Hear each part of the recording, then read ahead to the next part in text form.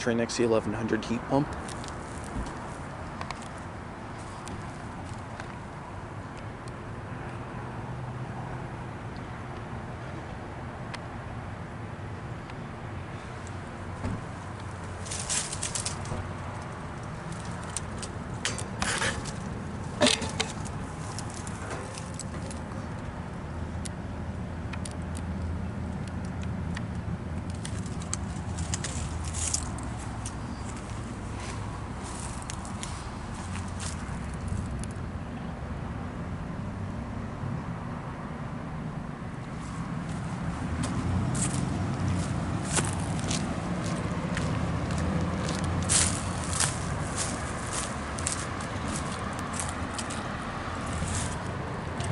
Trane XB unit. It's probably like an XB13.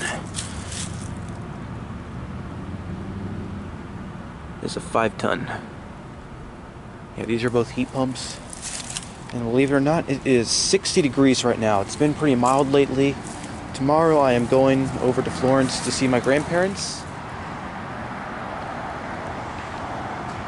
But it usually stays warmer down there than it does here, so I don't think I'm going to be getting any defrost cycles. I guess out.